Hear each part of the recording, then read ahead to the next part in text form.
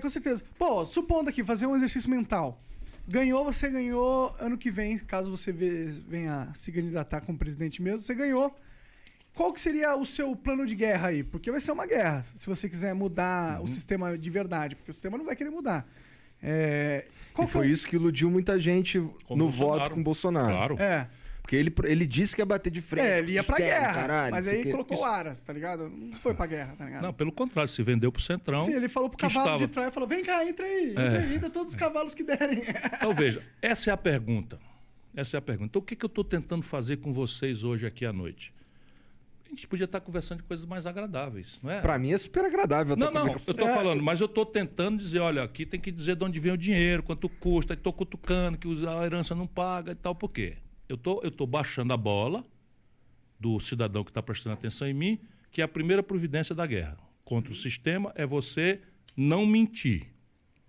Então, a eleição, a relação do candidato com o povo é telegráfico, o discurso é curto, é breve, é simbólico, é emocional, mas isso não pode levar ao ponto, como tem acontecido no Brasil, de eu despolitizar de tal forma que o cara acredita que eu sou o salvador da pátria.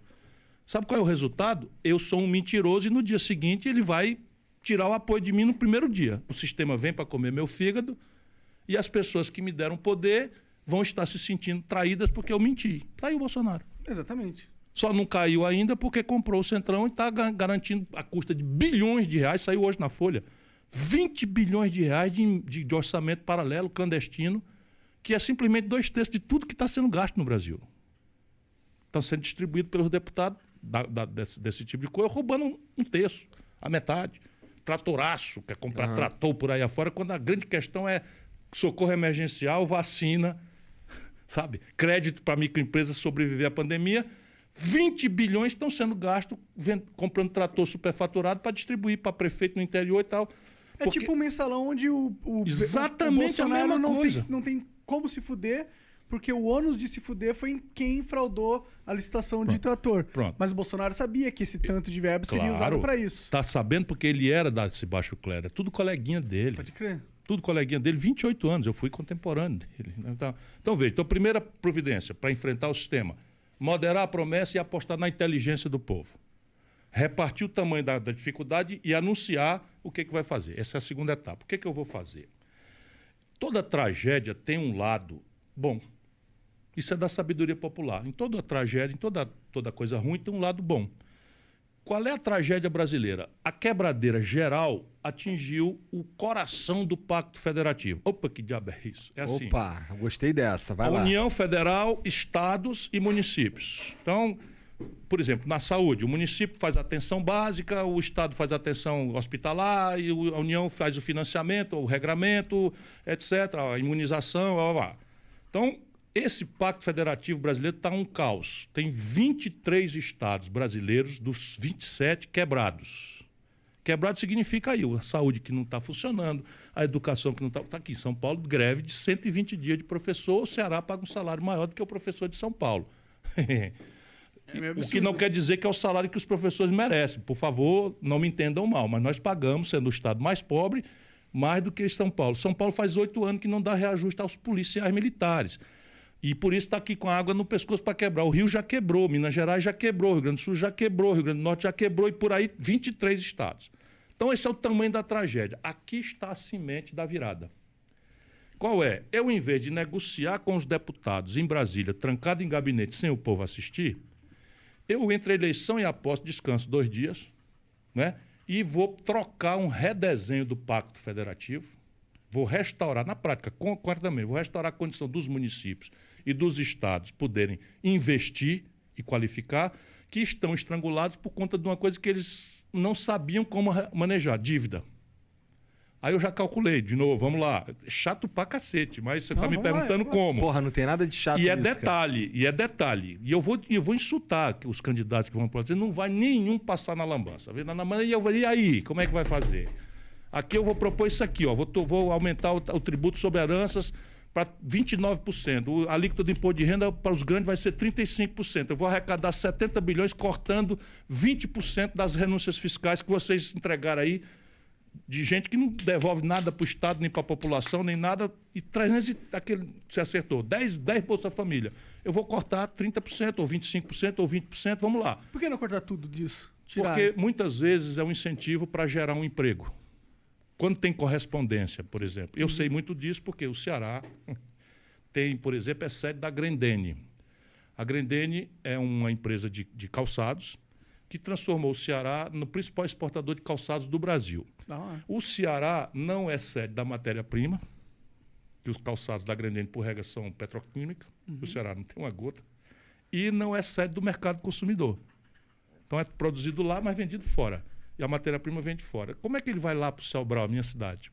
Eles empregam 30 mil conterrâneos meus. Porra, gente pra caralho. Muita gente. Então como é que eles foram fazer o que lá? Eu tenho que compensar que lá não é a matéria-prima e tenho que compensar que lá não é a sede, porque eles vão gastar mais com frete para trazer a matéria-prima, com frete para levar a matéria. E eu tenho a ferramenta da renúncia fiscal como um mecanismo de fazer. Vai ter uma correspondência. O cearense sabe que esse imposto aí foi trocado por emprego. Entendi. Percebe? Aí você, qual é a cidade que tem o melhor IDEB do Brasil, melhor educação pública do Brasil? Tchan, tchan, tchan, tchan, vai no Google, Sobral. Por quê? Porque a grana da Grendene, do Estado, eu dispensei, mas a do município eu não dispensei. Aí Sobral tem dinheiro para fazer uma escola pública modelo. Entendi. E ganha prêmios internacionais e tal. Isso eu escuto várias vezes de outras pessoas. Pode perguntar que nem gostam muito de tu. E eles... não sou eu, são os professores, são os estudantes, são sabe, eu apenas tenho orgulho de ter preparado esse ambiente político, de ter influído no desenho do projeto. E eu sou o cara que vai na frente, eu sou o brigão, eu tenho uma aresta para todo lado, sabe? Eu chamo o Michel Temer de ladrão, ele me processa, eu chamo o Eunício Oliveira de ladrão, ele me processa, eu chamo o Eduardo Cunha de ladrão, ele me processa. Eu não estou defendendo nada para mim. É só perguntar, mas, bom, por que eu chamei o Eduardo Cunha de ladrão? O que é que eu tenho com isso? O Eduardo Cunha é deputado do Rio de Janeiro. Chamei porque ele é ladrão, ele está roubando dinheiro do povo. E assim, é o meu jeito de ser. E eu, para fazer isso, eu não tenho rabo de palha. 40 anos, nunca fui processado, nunca respondi por nada, nem o mal feito, nem para ser absolvido. Nada mais é do que a minha obrigação. Mas voltando, então, eu pego o Pacto Federativo, chamo os governadores, não interessa se são do meu partido ou não. Essa é a chave. E eu vou dizer para eles, eu vou restaurar a condição do Rio Grande do Sul de voltar a investir. Vou restaurar a condição de São Paulo. Como? 600 bilhões é a dívida de vocês, tudinho comigo, governo federal. 80% disso é São Paulo, Rio, Minas e Rio Grande do Sul. 4 estados. 8 vezes 6, 14. Então, assim, 400, não, como é? Você vezes 8, 48. 480 dos 600 bilhões são 4 estados, que tem já uma boa parte da maioria do Congresso brasileiro. Os outros são só 200, que tem mais da metade do Congresso. Então, eu vou chamar os outros para começar, que são os mais pobres, os menores, os pequenos. Vou dizer, vamos lá, vamos mudar o Brasil? Vamos, está aqui, eu dispenso, eu reestruturo a dívida, não vou dispensar, vou reestruturar a dívida. Vocês iam pagar para mim R$1 bilhão, esse ano vamos pagar só 100 milhões. Os 900 milhões vocês vão investir dentro de um projeto que nós vamos discutir a prioridade. A prioridade para mim é educação. Mas eu topo se você quiser fazer saúde. Mas eu não topo se você quiser fazer fonte luminosa. Aí eu não topo. É uma coisa de planejamento partilhado. Eu não vou impor, mas vou dar uma linha de prioridade para ter coerência. Saneamento básico, topo. Moradia popular, topo também. Por quê? Porque eu resolvo quatro assuntos numa só cajadada. O emprego. E resolvo o problema de saúde, né? Do saneamento básico na porta do cidadão, do aluguel, do papel da casa, das periferias todas. Ninguém tem o papel da casa, não pode ser cidadão, não pode tomar um empréstimo, não pode dar garantia. Tudo isso coisa que eu já fiz. Funciona. Né? Funciona para valer. Né? Eu digo, eu quero ter uma chance porque eu sou treinado. Eu estou me apresentando. Por favor, não pense que é autoelogio, não. Mas né, o cara tem que se exibir um pouquinho. Mas esses 900 milhões aí... Aí pronto, aí vira o quê? Vira uma dívida do Estado com outro prazo. Ele vai continuar devendo, só que com outro prazo. E esse milhão agora, em vez de ir para a União Federal, vai ficar com ele. E não vai fazer uma falta imediata para a União? Vai. Aí eu tenho que dizer como é que eu vou resolver o problema da falta para a União. Aí o que eu vou fazer? Pego 300 bilhões, 340 bilhões, 330 bilhões de renúncia fiscal, corto 25%. Aí eu pego o tributo sobre heranças, que é de 4%, eu vou fazer uma escala, eu pego o ITR, vou falar baixinho aqui, para eles não ficarem muito zangados comigo. Sabe o que é o ITR? Não. Imposto Territorial Rural, que é o IPTU do campo. Tá. Pois bem, o Brasilzão, fazenda brasileira, a grande fazenda do mundo do agronegócio, que lucra loucamente, recolhe de imposto territorial rural menos do que a cidade de São Paulo recolhe de IPTU. Porra. É assim. Então esses caras não vão dizer, olha, o cara agora vai querer cobrar imposto, cara. Eu estava descendo hoje de Campos do Jordão, ali pertinho de Pindamonhangaba, onde eu nasci, Taubaté e tal, não sei o que e tal, o gado ali. Onde é que já se viu criação extensiva de gado dentro da cidade? Sabe, dentro da cidade é para você ter uma estrutura de produção de coisa de valor agregado alto que se distribui ali, que é verdura, é cenoura, é beterraba, percebe? Só é assim porque... E é o que eu pretendo fazer? Não vai ser o governo federal, vai ser para os municípios. Então vai ser, a ITR vai mudar. E agora quem faz a planta de valores de São Paulo, da cidade de São Paulo, ou de Pindamonhangaba, ou de Taubaté, vai fazer a planta de valores da base rural. Simples assim. Hoje é algo federal. Federal, que não faz nada. Isso depois de 30 anos de governo de esquerda. Isso é um negócio de doido. A mentira da goela, a mistificação, a empulhação no Brasil é um ponto político. Então vamos lá. Depois você tem a tributação sobre o imposto de renda das pessoas jurídicas e físicas no lucros e dividendos. Isso é o seguinte, se a empresa faturar e reinvestir, isso é muito bom para a comunidade. É. Sim. Muito bom para a comunidade, então não tem que ter imposto. Mas se o dono, pessoa física, tira da empresa esse lucro e dividendo, é ou não é razoável que ele pague imposto de renda?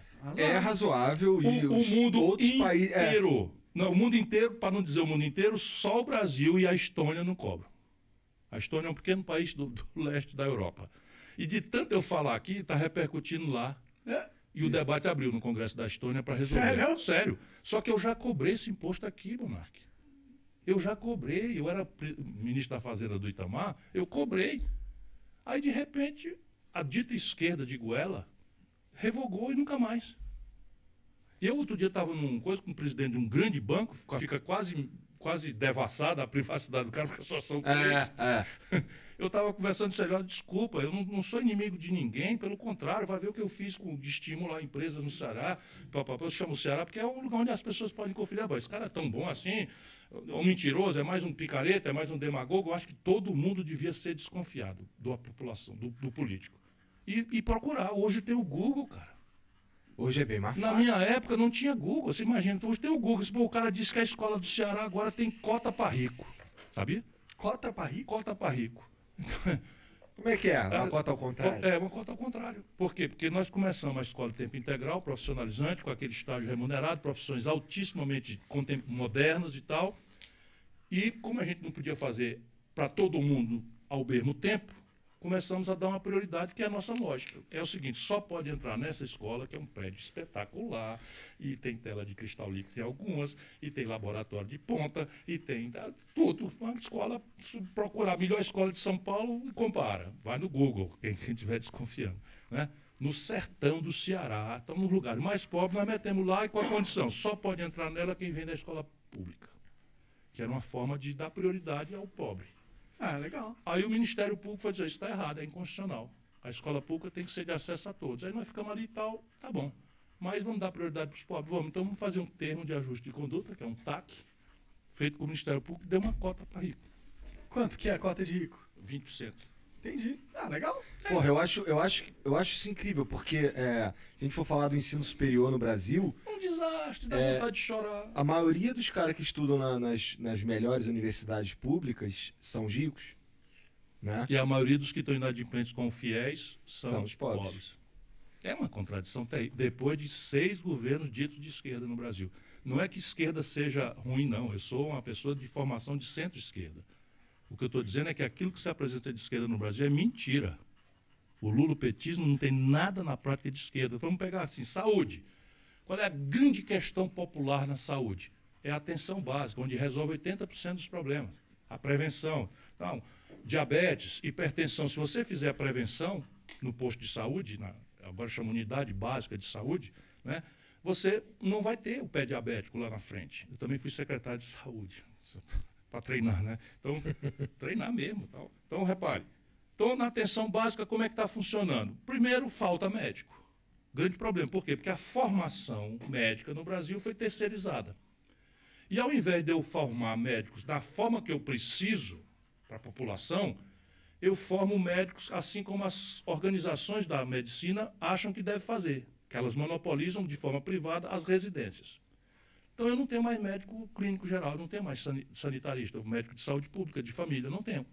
É porque esses também são os médicos que ganham menos, né? Muito menos. Então, mas aí, solução petista. Vamos mudar a formação. Traz de Cuba. Traz de Cuba. Espera aí um pouquinho. Aí os médicos entram em pé de guerra. Com razão, em parte, embora passaram da conta. Né? Passaram da conta. Mas é o seguinte, o que é que tem que fazer? Você tem que fazer a formação. Eu consegui uma escola de medicina para Sobral, pública, gratuita, cuja formação o currículo foi desenhado pela comunidade médica de Sobral e qualifica médicos para a saúde da família. Mas para o Brasil eu estou propondo uma carreira. Não tem o promotor? Ora, o promotor não gosta de estar em Tremembé, não sei o que e tal, porque ele quer estar na capital, quer estar em Campinas, quer estar... Então tá bom. Ele jovem vai começar lá na pequena comarca, mas já sabe que é uma carreira em que ele vai progredir, não é? Por mérito, por tempo. Então, temos que fazer uma carreira médica. Essa é a minha proposta, mas meter na formação. Hoje o Brasil tem precaríssima oferta de anestesista. Tem mesmo. E o ato cirúrgico morre. Então não tem mais um concurso para anestesia no Brasil. Você abre um concurso para médico anestesista, eles não comparecem. Por quê? Porque o ato cirúrgico precisa vitalmente deles e com razão, não estou condenando não. Quem tem que organizar isso é o Estado. Né? O que eles fazem? Criaram cooperativas e cobram por procedimento. É isso. É isso. Só que o procedimento que um anestesista cobra, às vezes, equivale ao salário do cirurgião. Já paguei bastante grana de anestesia. Sim, mas eles estão errados? Não, quem está errado é quem organiza a paróquia. Percebe? É porque não tem um projeto. Vamos lá. Enfrentamento das drogas. Qual é a política? O mundo inteiro está perplexo. O mundo inteiro perplexo. Como é que faz? Libera e tal. Não deu certo. Falando em droga mais pesada, naturalmente. Tranca, guerra contra a droga. Foi uma tragédia. E aqui adotamos a política de guerra contra a droga por influência norte-americana, pura e simples, do governo do Lula. Minimamente tinha que ter um debate. É exatamente o que eu proponho. Então, mas se a sociedade brasileira fosse hoje votar num referendo sobre liberação de maconha, por exemplo, eu acho que ela seria contra. Ela seria contra se o debate fosse feito na condição que está hoje.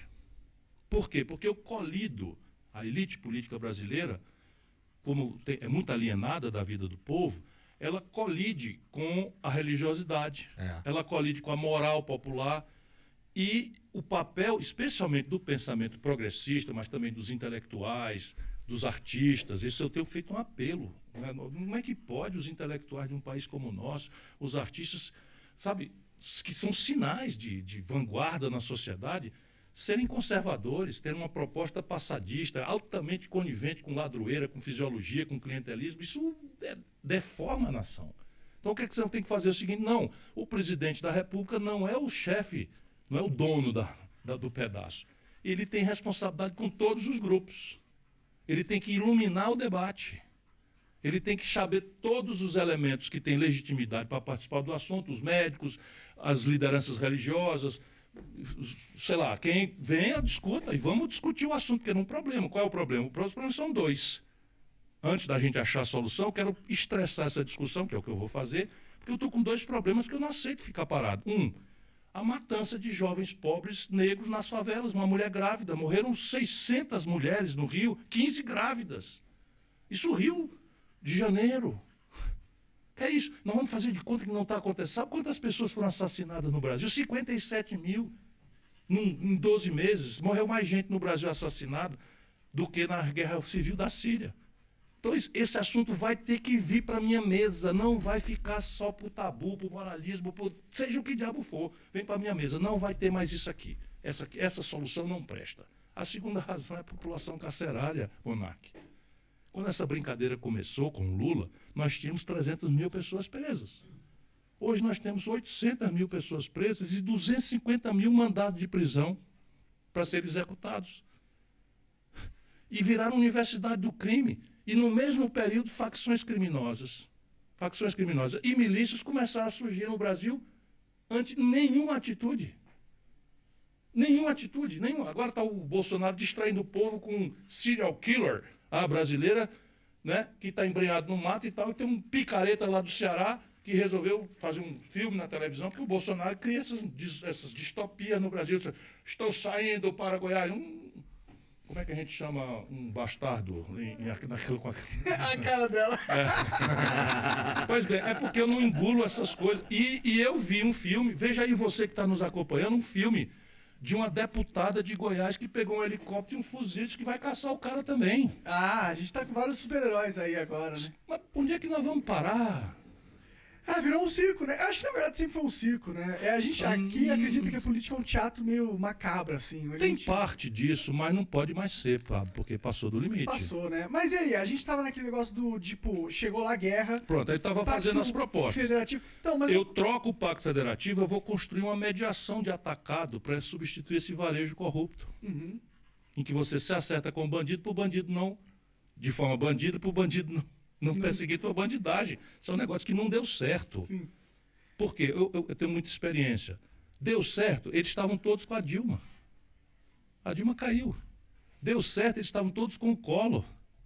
O Collor caiu. Deu certo com o Lula, que estavam todos com o Lula. Ou o Roberto Jefferson teve o Correio. O Valdemar Costa Neto estava no DENIT. O Renan Calheiros estava na própria Petrobras, o Sérgio Machado na Petrobras, o Eduardo Cunha, o Lula deu Furnas, o Gedel daqueles 51 milhões. Entra no Google aí, irmão. 51 milhões de reais, Salvador, apartamento, Gedel Vieira Lima. O Lula deu o Ministério da Integração e a Dilma deu a vice-presidente da Caixa Econômica. Deu certo, o Lula foi bater na cadeia, porra. Esse é o caminho certo do fracasso. Com certeza. Nem funciona para o país, que está aí em Pandarecos, e nem funciona para os caras. O que vai funcionar é outro caminho. O Itamar funcionou. Eu fui ministro do Itamar. Não teve um escândalo. Eu fui governador, não tive um escândalo. E os que eu tive, eu fiz o quê? Afastei o cara, mandei apurar. Num caso, o cara era culpado, problema do delegado de polícia. No outro, era ele inocente, voltou e disse, olha, ele foi agredido. A política tem muita calúnia e tal. Sim.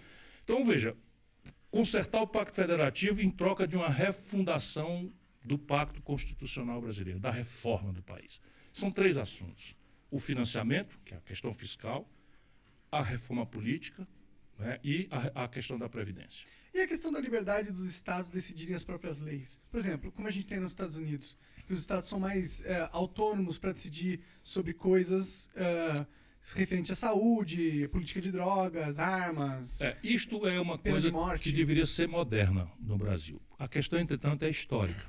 Os norte-americanos evoluíram de uma confederação, as 13 colônias. Parte delas não era inglesa, né? Louisiana, o Texas, eram México e França e tal, e teve uma guerra. Então eles fizeram a Constituição, a independência, e fizeram essa radical autonomização federativa, e por isso o presidencialismo lá funciona. Porque o presidencialismo é uma lógica de impasse. Modernamente é o seguinte, você tem um órgão, balofo, gordão, né? Que demora 20 dias, 1 mês, 2 meses para decidir um assunto, e os negócios de Estado acontecem overnight. Está lá um menino mexendo num computador na City de Londres ou em Tóquio, no Nikkei e tal, e isso causa uma fuga de capital e tem um tilt, o dólar se valoriza, o real desvaloriza, mexe com o preço da gasolina, tá aí o Congresso. E o executivo é que é encarregado do negócio, né? Então, tô esperando o momento que tu vai fazer o...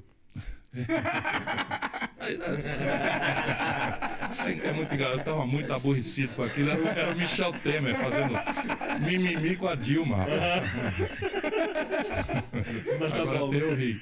Então veja, entretanto o Brasil nasce de um Estado unitário. Então nasce de um Estado unitário. Nós tínhamos capitanias hereditárias e a República copia a institucionalidade americana sem termos a base sociológica americana, especialmente nessa dimensão.